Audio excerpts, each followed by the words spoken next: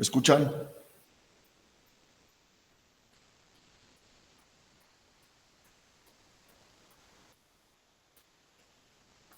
Ok. Bueno, entonces déjenme cerrar la puerta. Permítanme.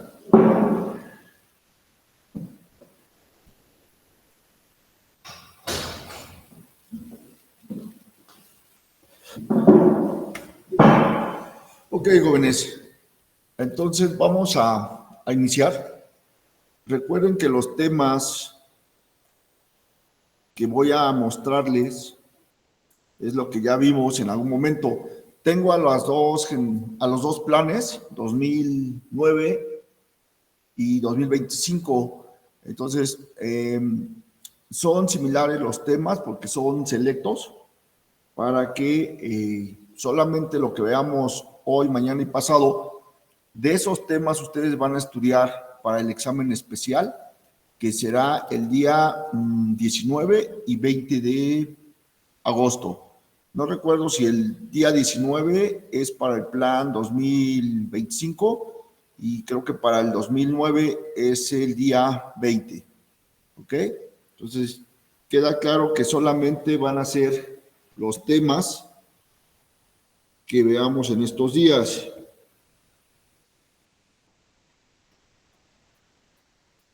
Permítanme.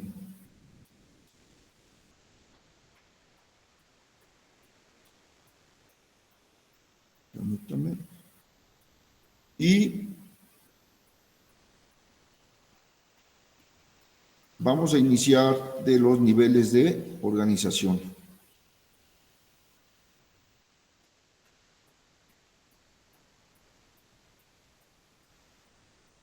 Vamos que me dicen que no pueden ingresar.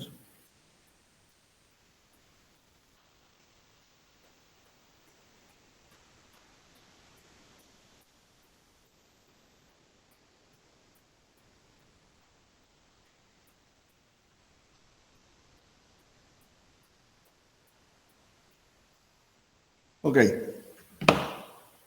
Entonces, iniciamos. Vamos de los niveles de organización y homeostasis. Es un pequeño recordatorio, el cual sabemos que los niveles de organización solamente los vamos a observar desde el nivel químico hasta el nivel fisiológico. Estos niveles de organización son de suma importancia, ya que son parte del ecosistema, ¿sí? Y los vamos a utilizar en el campo de la biología. Como podemos ver, tiene un orden jerárquico en el cual inicia del nivel químico. Recordemos que en el nivel químico todo parte de tres partículas que son electrón, protón y neutrón. De esas tres partículas van a formar un átomo, ¿sí?, que es la unidad más pequeña. Sabemos que el protón y el neutrón van a estar en el centro del núcleo, ¿sí? Les mencionaba también que el protón y el neutrón, ¿sí?, están en el núcleo, y cuando difieren en el número de protones y neutrones, se va a conocer el elemento químico como isótopo, y cuando tiene la misma cantidad de protones y neutrones, lo conocemos como átomo. Los dos son elementos químicos, y esos elementos químicos que definimos como la unidad menor, que es un átomo, nos va a dar paso al siguiente nivel, en el cual más de dos átomos nos va a formar una molécula. Esa es la cuestión, ¿sí? Después de la molécula, nos van a formar células. Estas células, pues obviamente van a ser de todos los aparatos y sistemas que conforman al individuo, ¿sí? Y estas células, a su vez, van a formar tejidos, que es donde llegamos al nivel tisular, ¿sí? Igual, los 4 tejidos primarios, ¿sí?, como es el epitelial, que dentro de este epitelial viene el tejido glandular, el tejido nervioso, que es el segundo, el tejido muscular y uno de los más complejos, que es el tejido conectivo, donde vienen varios tipos de tejidos, como ejemplo, el adiposo, el cartilaginoso, el hematopoyético, el óseo, el linfático. Y ya una vez que están formados esos tejidos, nos van a dar el siguiente nivel, que es la formación de órganos. En esta imagen vemos el aparato digestivo, vemos parte del órgano que es el estómago, y ya posteriormente de que formó órganos va a formar aparatos o sistemas, como estamos viendo el aparato digestivo, donde comprende de boca hasta el ano, y de ahí sus elementos secundarios como es el hígado, el páncreas y la vesícula biliar. Y para finalizar, pues obviamente llegamos a los niveles de organización, que es ya el individuo, y hasta ahí llegamos a nivel químico y fisiológico. Y sabemos que el individuo se va a desarrollar en un ecosistema, pero nosotros nada más lo vemos hasta la cuestión fisiológica, que ustedes ya saben, nivel químico inicia, repito, por partículas subatómicas, que es protón, neutrón y electrón. De ahí te forman un átomo, más de 2 átomos te forman una molécula, moléculas te van a formar células, células te van a formar tejidos, tejidos te forman órganos, órganos te forman aparatos y sistemas que constituyen al cuerpo humano, y obviamente ya en el organismo, pues es ver el funcionamiento. Yo les mencionaba que es como va la cuestión académica, el nivel químico, que abarca el 1 prácticamente de átomos y moléculas, nivel 2, todas las células, que vendría siendo como que la embriología, 3, histología, 4, ya abarca lo que es anatomía, órganos y aparatos y sistemas, y fisiología, el 5. Entonces, es por eso la importancia de ubicar estos niveles de organización. ¿Ok? De ahí nos vamos a 3 conceptos importantes, ¿sí?, de los niveles de organización. Ya todos conocemos lo que es homeostasis, y lo vemos con la figura. Es el equilibrio que va a tener el individuo para estar en un buen estado de salud. Todos los organismos vivos mantienen homeostasis. Cuando hay un desequilibrio, obviamente ya no se presenta esta homeostasis, el individuo puede presentar una cuestión de enfermedad, ¿sí?, que puede ser reversible o puede ser irreversible. Ejemplo, una enfermedad irreversible, pues la diabetes, ¿sí?, cáncer maligno, es irreversible. Una enfermedad reversible, pues cuando la temperatura, hay un desequilibrio, nos da febrícula o se baja esa temperatura de 36,5, pero se puede estabilizar, ahí es reversible, ¿sí? Pero aún así hay un desequilibrio cuando se presenta cualquiera de estas 2 patologías que mencioné. Ahora bien, otros conceptos que también deben de tener presente para que esta homeostasis funcione perfectamente es el metabolismo, el anabolismo y catabolismo. Ya vimos los niveles de organización, ¿sí? El metabolismo no es más que todas las reacciones que van a ocurrir en el interior del organismo, y para esto pueden ser reacciones anabólicas o pueden ser reacciones catabólicas. Las anabólicas son las que se van a formar, van a requerir energía, ¿sí? Realmente forman moléculas pequeñas y se van a unir y van a formar moléculas grandes. Entonces, entiendan así, el anabolismo forma, y el catabolismo es la inversa. son también reacciones químicas, pero estas van a descomponer o van a degradar los compuestos, ¿sí? Para convertirlos de una manera simple y así obtener energía. Y al presentarse esas dos reacciones, pues obviamente va a haber una homeostasis. Por eso se dice que esta homeostasis necesita del trabajo de todos y cada uno de los órganos y células. Es decir, esos 13 aparatos que ustedes ya vieron en anatomía y sistemas, pues van a interactuar para que haya un equilibrio. Si un aparato de la cuestión anatómica y fisiológica están en malas condiciones, pues obviamente se va a presentar un desequilibrio, no hay homeostasis. Y entonces, este es un ejemplo que les mencionaba, que también el anabolismo y también se conoce como reacción por síntesis, porque recuerden que síntesis en bioquímica es formación de algo, ¿sí? Reacción por síntesis o anabolismo. Vemos la imagen, donde está el árbol, el sol, agua, tierra, ¿sí? Son moléculas simples que se unen para formar una molécula compleja. En este caso es un manzano, pues el fruto prácticamente vendría siendo una manzana, el cual esa manzana contiene fructosa, uno de los carbohidratos importantes, y esto a su vez cuando nosotros lo ingerimos, viene ya la degradación, que es el catabolismo. La comemos, la trituramos y obviamente nos va a dar energía, ¿sí? Para tener pues un alto rendimiento al hacer ejercicio, al estar hablando, al estar leyendo o cualquier cuestión fisiológica que se esté realizando. Ese catabolismo también es conocido por reacción por descomposición. Entonces tengan presente nada más, déjenme agregar sus compañeros, esos conceptos, ¿sí? Porque, repito, nada más es lo que vamos a observar en estos días.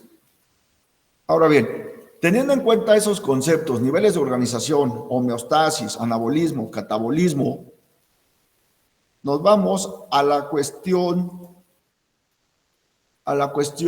de los bioelementos, que estos son importantes en química y obviamente en fisiología. Esos bioelementos químicos, que ustedes ya en algún momento los observaron, pues son importantes para los seres vivos, ¿sí? Para poder tener un buen desarrollo. En la imagen que ven de la tabla periódica, vemos de color rojo, ese puntito de color rojo, nos habla de los elementos primarios.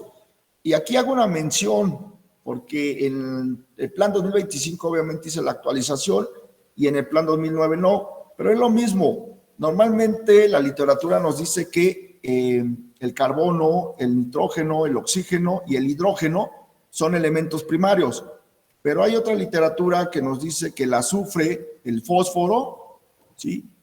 Serían otros 2 elementos primarios, por lo cual esta clasificación serían 6 elementos primarios. Y los podemos observar de color verde, ¿sí? Pero nada más los que tienen el puntito rojo, que vendría siendo el 1, que es el hidrógeno, el 6, que es el carbono, el 7, que es el nitrógeno, el 8, que es el oxígeno, el 15, que es el fósforo, y el 16, que es el azufre. Esos son los 6 elementos primarios. Ahora bien, tenemos también elementos secundarios, que estos van a estar identificados por un punto verde en la tabla periódica, ¿sí? El sodio, que está en el 11, el 12, que es el magnesio, potasio 19, calcio 20, ¿sí? El 25, 26, 27, 29, 30 y 17. Son los otros elementos secundarios, ¿sí? Estamos hablando del 17 del cloro, el zinc, el cobre, ¿sí? Hierro, manganeso, son de algunos de los secundarios. Y el color azul, que está prácticamente en el 20, permítanme, permítanme. El color azul o el punto azul son bioelementos secundarios en algunos organismos, que yo les decía que son los microoligoelementos, los que podemos utilizar en pequeñas cantidades para que se formen ciertas moléculas. ¿Ok? Entonces, esa tabla es la actual, pero también, si por ahí viniera en el examen una pregunta, ya les dije, esta es la otra tabla de la clasificación, donde nos dice que solamente los del cuadro azul son los primarios, ¿sí? Porque el fósforo y el azufre los denominan como secundarios, ¿sí? Pero en la clasificación actual, pues obviamente cualquiera de las dos funciona, agregan al fósforo y al azufre como primarios. Entonces nada más hago esa aclaración para que no tengan dudas. Ahora bien, de estos elementos primarios, secundarios y oligoelementos, pues aquí vemos representado, ¿no? Que son el 99, 96%, 99%, dice la literatura, de los elementos nitrógeno, hidrógeno, carbono y oxígeno. Tienen sus porcentajes. Estos 4 elementos son importantes, aunque del otro lado le están agregando calcio, fósforo, potasio, azufre, sodio, que son los secundarios, pero ya quedamos que el potasio y el azufre también son importantes. El potasio con el sodio, vamos a ver más adelante, la bomba de sodio y potasio es fundamental para que haya un equilibrio a nivel celular. ¿Sí? El cloro va a formar una de las sales con el sodio.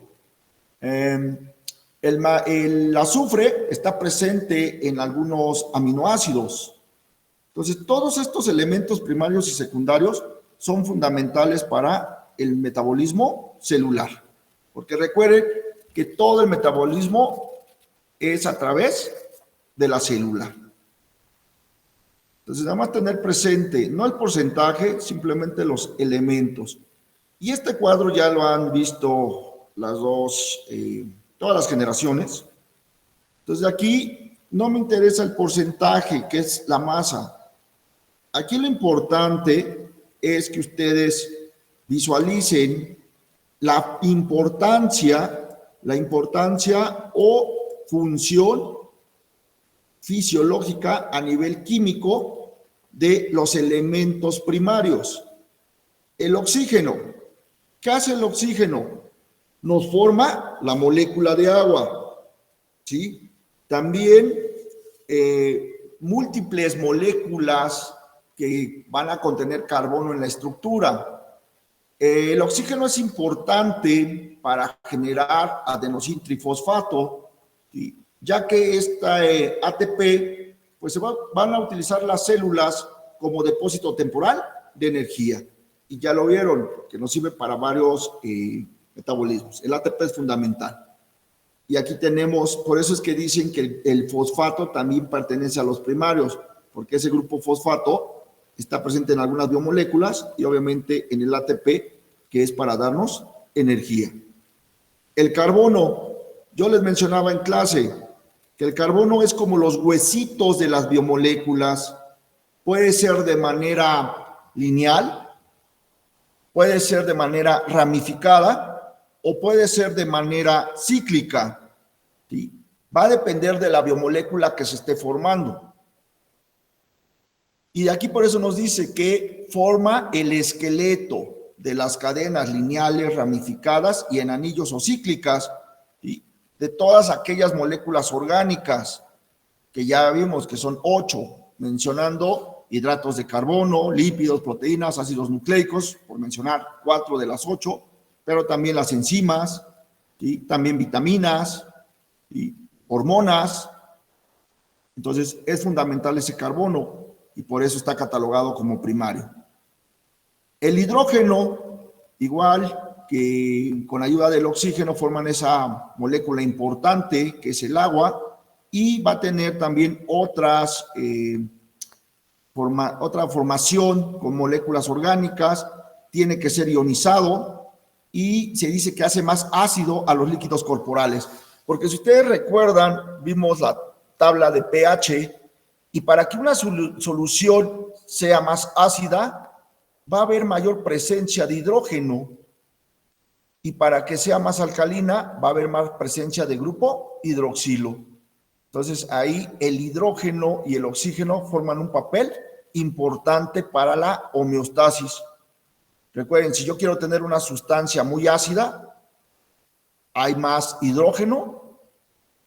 Si yo quiero tener una sustancia más básica o alcalina, hay más grupo hidroxilo, ¿sí? Y si yo quiero tener una neutralidad, pues tengo la misma cantidad, ¿sí? Realmente la neutralidad es el agua. Yo les mencionaba, el agua es fundamental para que se dé el metabolismo, ya que si ese pH difiere, pues va a ser una acidosis y disminuye, y va a haber una alcalosis o basicidad si aumenta. El pH fisiológico es de 6.5 a 8. ¿Sí? Otro de los elementos primarios, que es el nitrógeno, y esta ha sido pregunta constante en los exámenes, que es prácticamente el componente principal de todas las proteínas y ácidos nucleicos. Estamos hablando de ARN y RNA. Cuando hablo componentes de todas las proteínas, si ustedes recuerdan, es porque las proteínas van a ser formados por aminoácidos. Aminoácido 1, 2, 3, 4 van a formar proteínas. Y estas proteínas, una vez que ya están formadas de acuerdo al aparato y sistema, van a tener una función específica. Hay proteínas a nivel sanguíneo, como es la hemoglobina, y su función es transportar oxígeno, la miosina, para que se den esas contracciones musculares presentes en el músculo, por mencionar, ¿sí? Y de ahí, pues vamos a ver varias proteínas, algunas que van a estar a nivel del sistema nervioso, otras que van a estar a nivel de los lípidos, ¿sí? El tejido graso, etcétera. Entonces, son fundamentales. De ahí pasamos a lo que son los secundarios. Y aquí yo les mencionaba que en la nueva clasificación el fósforo y el azufre los toman en cuenta como primarios, porque el azufre, si se dan cuenta, es parecido al nitrógeno, no es igual, pero tiene esa función de aquí de algunas vitaminas y muchas proteínas, por eso lleva esa similitud con las proteínas. El nitrógeno prácticamente nos habla de proteínas y ácidos nucleicos, y el azufre nos habla de vitaminas y muchas proteínas.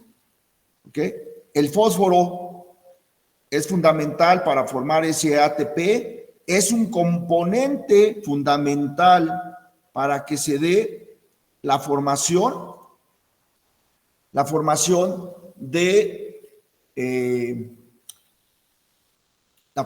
de nucleótidos, ¿sí? ¿Cómo es un nucleótido? Porque observen, nos dice que componentes de ácidos nucleicos. ¿Cómo está compuesto? La estructura de un nucleótido está compuesto por 3 elementos, ¿sí? Que es el grupo fosfato, azúcar y la base nitrogenada, ¿sí? Esa es la estructura general de un nucleótido, ¿sí? Que no hay que saberlo diferenciar de un nucleósido. El nucleósido, grupo fosfato, solamente tiene azúcar y base nitrogenada. Por eso de aquí, ese fósforo nos dice que es un componente importante en los ácidos nucleicos, aparte en la estructura del ATP, que son 3 grupos fosfatos, para que se forme ese adenosín trifosfato. Y necesario también para formar y darle resistencia al hueso y a los dientes. Por eso estos 2 elementos los catalogan también como primarios en algunas literaturas. ¿Sí? De ahí nos vamos con el calcio, que es fundamental a nivel óseo y a nivel dental, su forma ionizada, y nos va a ayudar también en lo que es la coagulación sanguínea, nos ayuda a liberar ciertas hormonas, nos ayuda a que haya una concentración o contracción, más que concentración, es contracción muscular y otros procesos fundamentales para el metabolismo. y este sí se denomina como secundario. De ahí tenemos otros dos elementos importantes que nos dan la bomba de sodio y potasio, que es el potasio y el sodio. Si ustedes recuerdan, en la bomba de sodio y potasio que se da a nivel de la membrana citoplasmática, el sodio está en el citosol y va a salir al líquido extracelular y viceversa. El potasio está en el líquido extracelular y va a ingresar al líquido intracelular. Por eso es que se dice que el potasio en su forma ionizada, ¿sí?, es decir, positiva, va a ser abundante en el líquido extracelular. Y el sodio es el catión en su forma ionizada, es un catión que va a estar presente, ¿sí?, en el líquido extracelular. Por eso aquí estos dos juegan un papel importante en la bomba de sodio y potasio. Y ese sodio nos ayuda para mantener el equilibrio hídrico. Y si se dan cuenta, los dos, esa bomba de sodio y potasio, por eso es fundamental, porque al haber este intercambio de que el sodio se vaya al líquido extracelular y el potasio al líquido intracelular, se van a presentar o van a generar, si así lo entienden, potenciales de acción. ¿Y qué son los potenciales de acción? Pues son los impulsos nerviosos para que el organismo funcione o responda ante un estímulo o una situación. ¿Okay? Entonces ya vieron la importancia. Otros elementos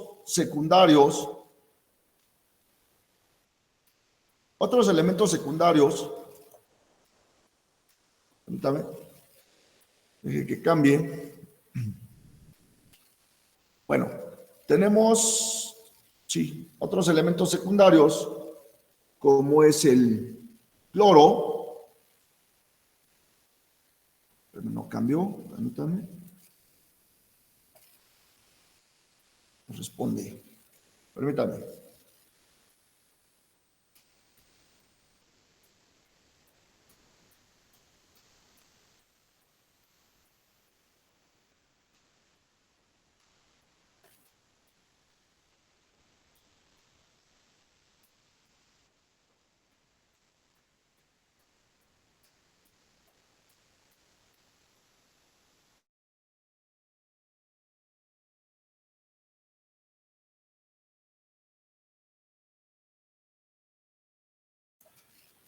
Un minutito en lo que responde la presentación, porque...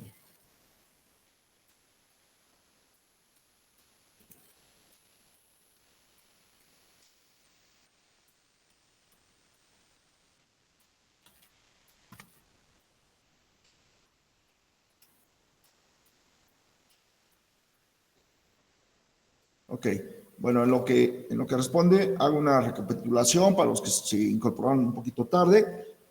Solamente los temas que muestre son los que van a venir en el examen. Inicié con niveles de organización, de ahí con los tres conceptos básicos, que es metabolismo, anabolismo, catabolismo, que obviamente nos va a dar la homeostasis. De ahí nos fuimos con los elementos primarios y secundarios, que es donde estamos, para que lleven los apuntes. Ok, ahora bien, para finalizar estos elementos secundarios, tenemos el cloro en su forma ionizada. Este es un anión, por tener la carga negativa, y también está presente en el líquido extracelular. Y es esencial para mantener el balance hídrico. ¿Por qué creen que la bomba de sodio y potasio no nada más es porque el sodio tiene que estar en el líquido extracelular? ¿Sí? Ese es para que el sodio lleva esa reacción en la bomba de sodio y potasio. Pero también al estar en el líquido extracelular, se puede unir con el cloro para formar una sal, que es el cloruro de sodio. ¿Sí? Y esto también va a permitir mantener un balance hídrico, porque eso es lo que hace la bomba de sodio y potasio. Pero eso va a ser entre célula y la parte de la matriz extracelular o líquido extracelular. Cuando el sodio está ahí, también nos ayuda para mantener el balance hídrico, pero ya no es con el potasio, va a ser con el cloro, y eso es lo que va a permitir que haya un balance hídrico, es decir, en el líquido extracelular o matriz extracelular. Otro de los elementos secundarios es el magnesio, su forma ionizada, y este es fundamental para que funcionen las numerosas enzimas que no solamente nos ayudan en el metabolismo, sino también en otros procesos. Recuerden que una enzima nos va a ayudar a que el metabolismo sea más rápido. También este magnesio aumenta la velocidad de las reacciones por esas enzimas, ¿sí? Por esas funciones enzimáticas. El hierro, en sus dos formas, nos va a dar la formación de la hemoglobina, que es una proteína de torrente sanguíneo, ¿sí? Presente en los glóbulos rojos, que nos va a llevar la oxigenación a extremidades superiores e inferiores, ¿sí? Y también algunas enzimas que nos van a ayudar a que las reacciones químicas sean catalizadas a nivel celular. Y los oligoelementos o microoligoelementos realmente se van a encontrar no en todas las estructuras, en todas las biomoléculas, en pequeñas cantidades, pero son importantes para que se dé alguna formación de una molécula o biomolécula que requiera el organismo.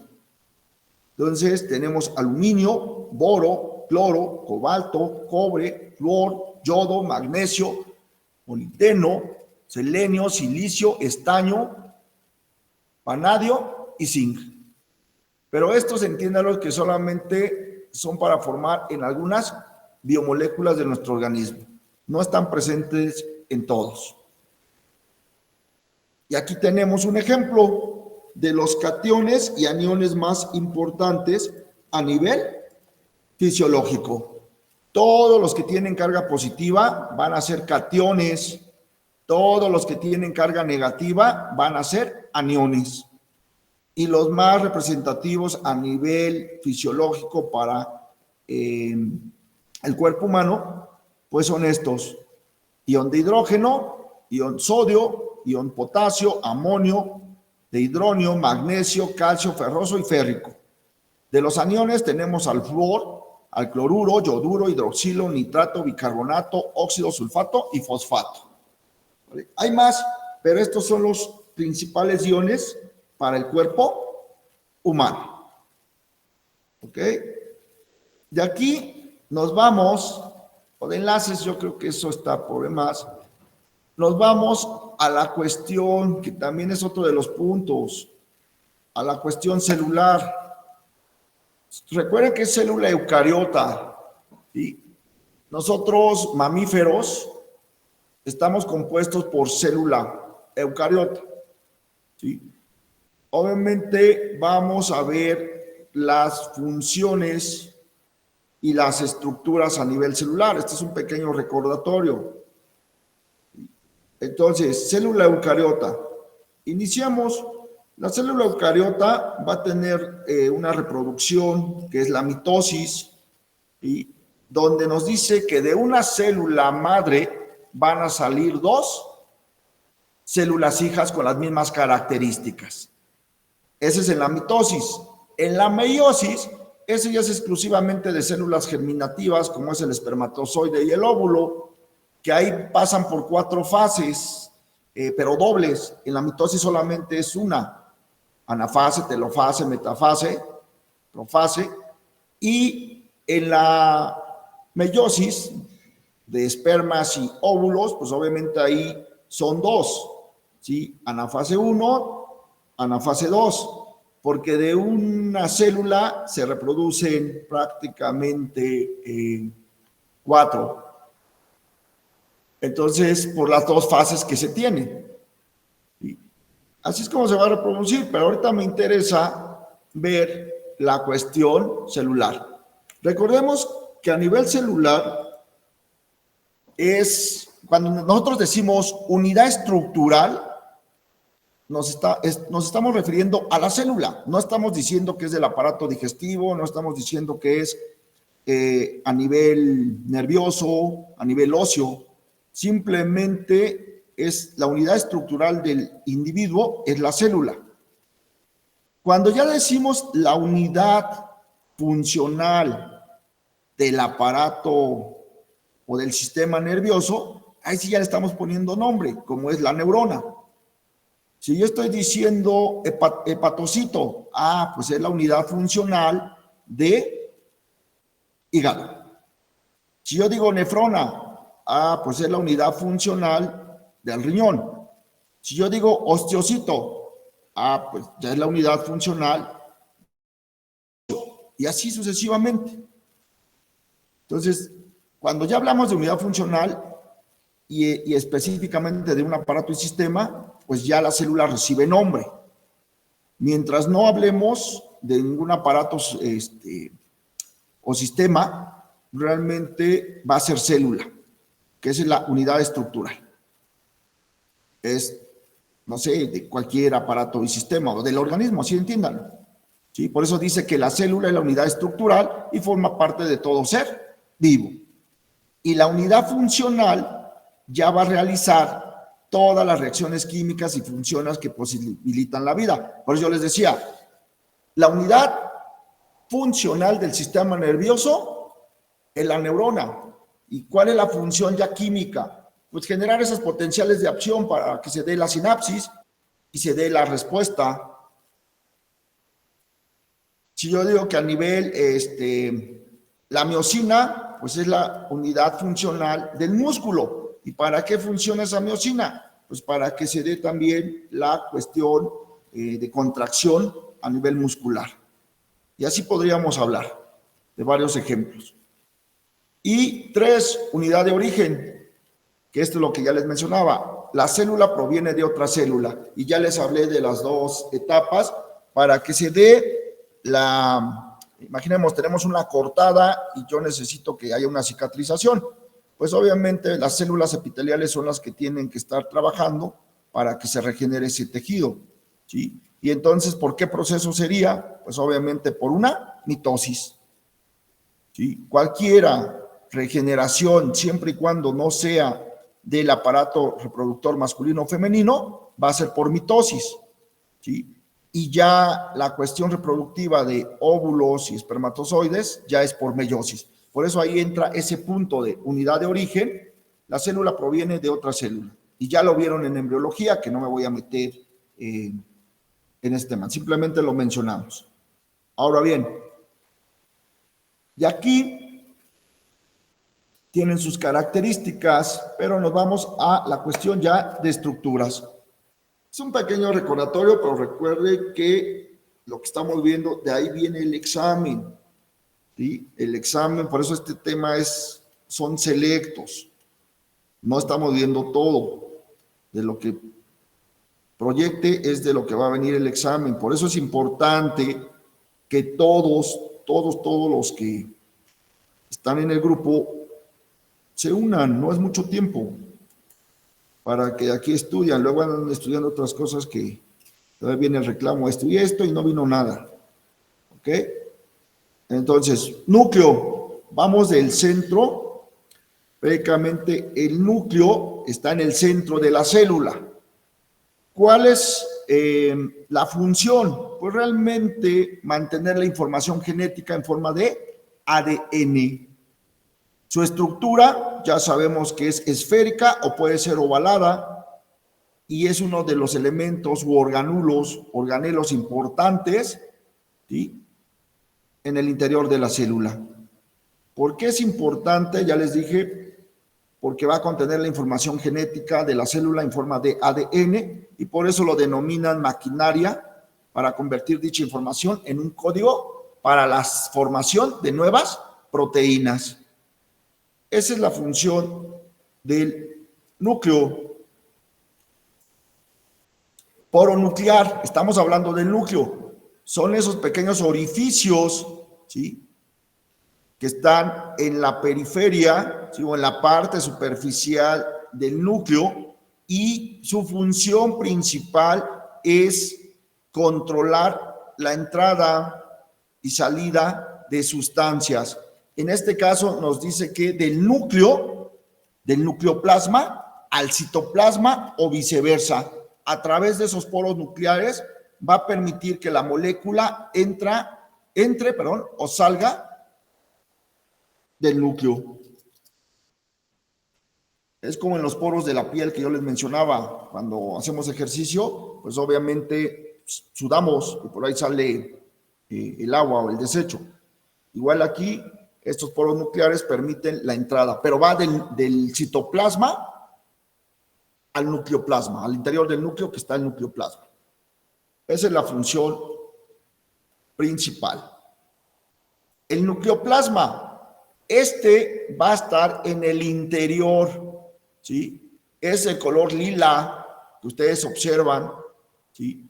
Y va a contener la cromatina, que ya es lo color moradito, ¿sí? La cromatina, que es una sustancia semilíquida que llena el nucleolo. Por eso se dice que es muy parecido al citoplasma, pero el citoplasma está, entre los límites de la envoltura nuclear hasta la membrana citoplasmática. Ese es el espacio, ahí va a estar el citoplasma y el nucleoplasma en el interior del núcleo. La cromatina está en el interior del núcleo. Son esas manchas negras que son moradas, de un morado más cargado, ¿sí? Y esas, su función es que parecen, son hebras, ovillos de hebras de ADN, como si fuera un estambre ahí mal colocado. ¿Sí? Eso sería prácticamente la cromatina, son esos colores morados, ¿sí? Y prácticamente esta cromatina nos van a formar cromosomas, ¿sí? Los cromosomas, que ya sabemos que tienen una forma de X, tienen 4 bracitos, 2 superiores, 2 inferiores, que nos van a dar pues, prácticamente los genes, y los genes es la unidad, es una unidad funcional de la genética. Y esos cromosomas y genes que forman controlan las estructuras y van a dirigir las funciones celulares. Y esto pues obviamente pasa en lo que es la fase mitótica del ciclo celular, ¿sí? A grandes rasgos. Y esa cromatina también la vemos de esta forma. Este es el cromosoma. La cromátide o cromatina, vean, por lo que parece ese estambre, este es un cromosoma que tiene forma de X, en el centro está el centrómero. Cuando viene la recombinación genética, porque recuerden que cuando hay una recombinación genética, se habla que van a formar un individuo con 46 pares de cromosomas, de los cuales son 23 pares, 22 autosomas y el par sexual, ¿sí? Pero cuando hay una recombinación genética, pues obviamente los 23 de papá y los 23 de mamá, el único que va a predominar, pues obviamente se va una hebra de papá, una cromatide de papá y una cromatide de mamá, se van a separar, esas histonas se van a desaparecer y entonces una cadena de 5' a 3' va a ser de un padre y de 3' de 5' a 3' es de un padre y de 3' a 5' va a ser del otro padre para que las bases nitrogenadas se acoplen y se dé esa replicación. ¿Ok? Entonces, de ahí la importancia. Y en el centro del núcleo tenemos también conocido como núcleo pequeño o nucleolo. Y lo vemos en la parte interna, ahí donde marca la flechita.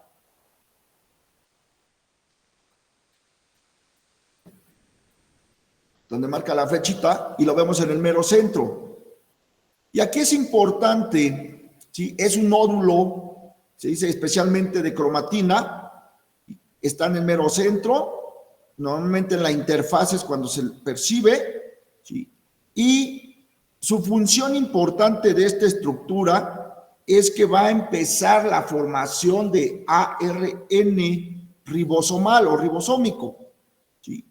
Por eso yo les mencionaba que y de hecho por ahí ha venido una pregunta en el examen, para los del plan 2009,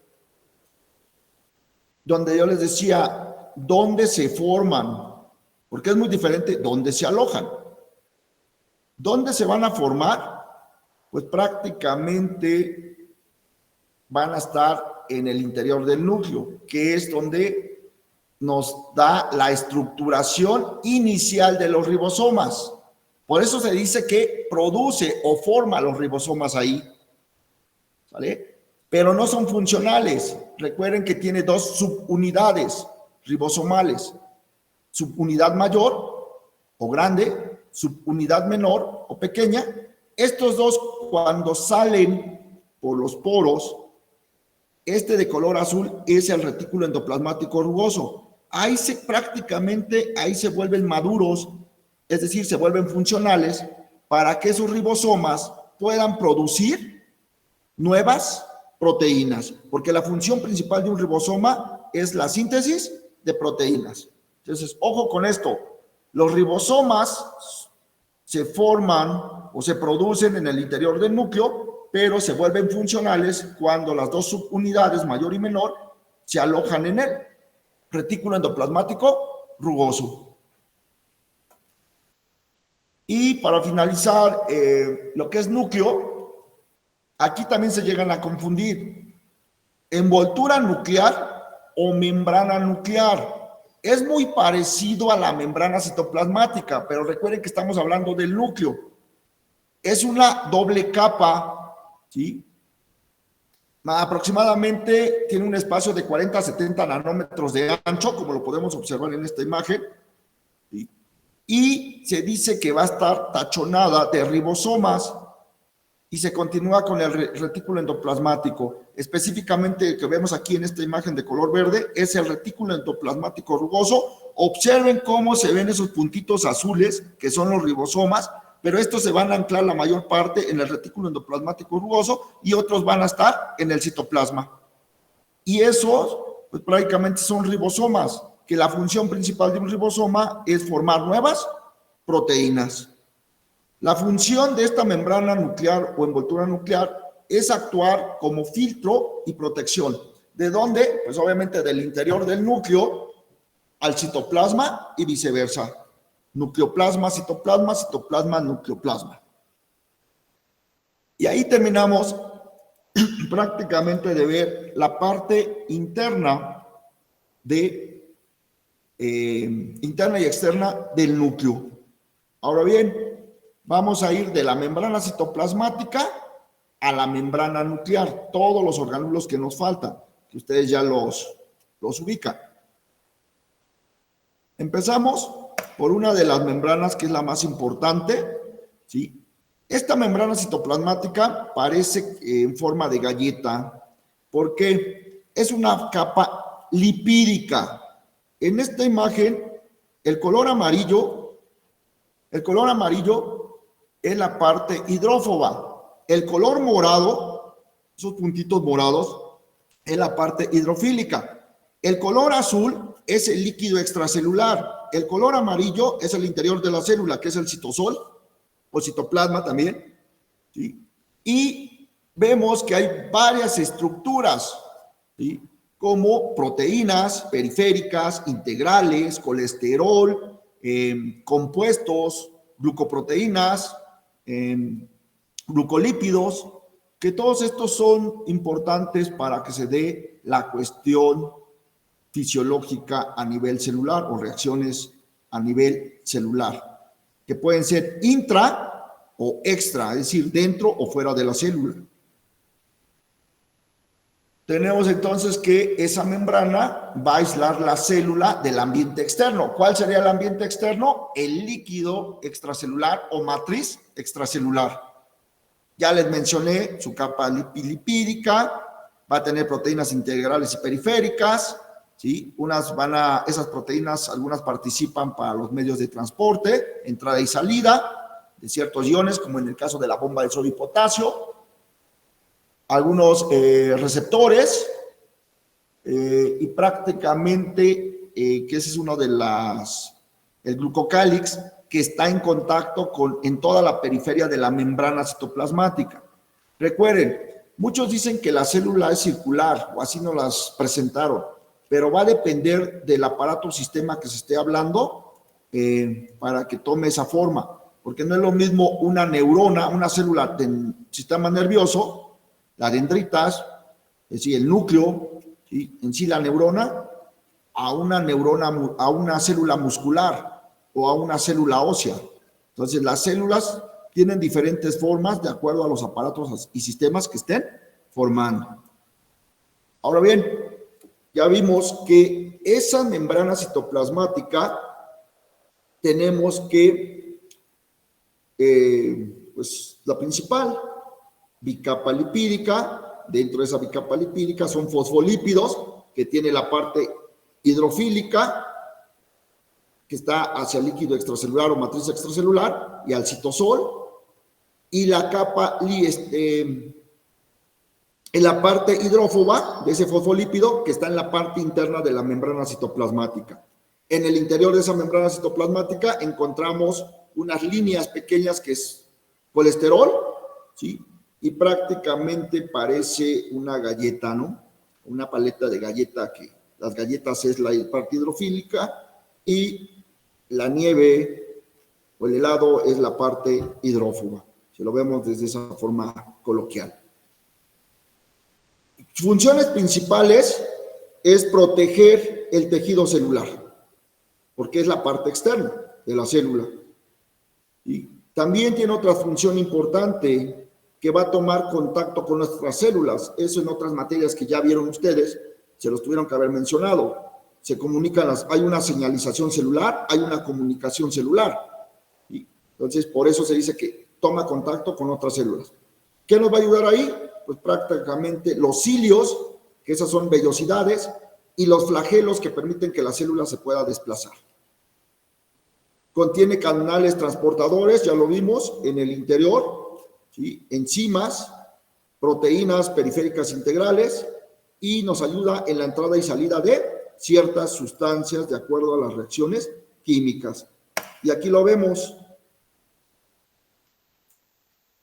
Vemos la imagen de todo lo que ya les dije.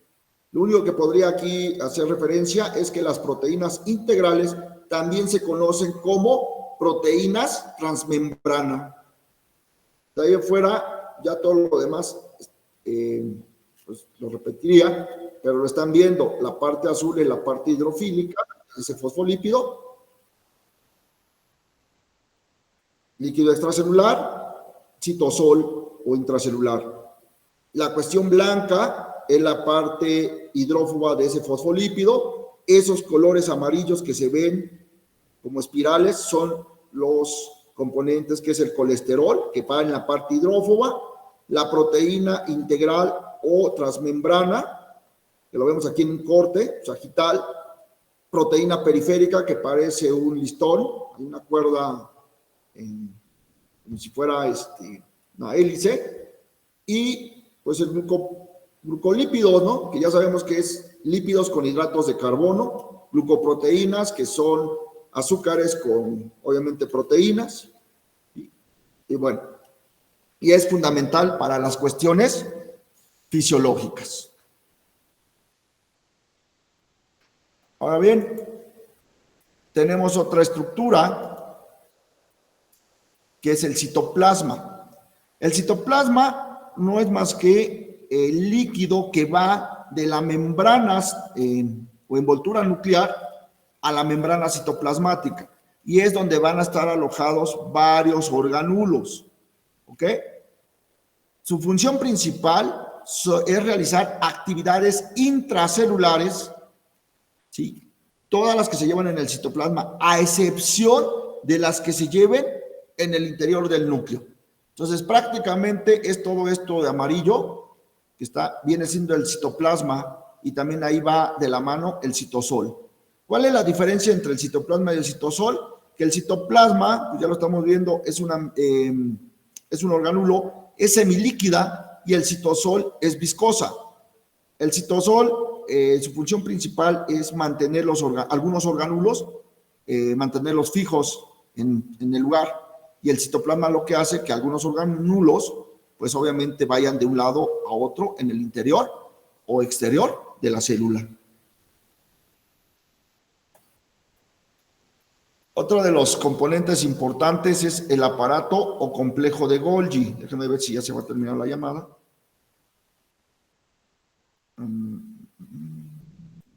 Ok, va a finalizar, se vuelven a conectar, por favor.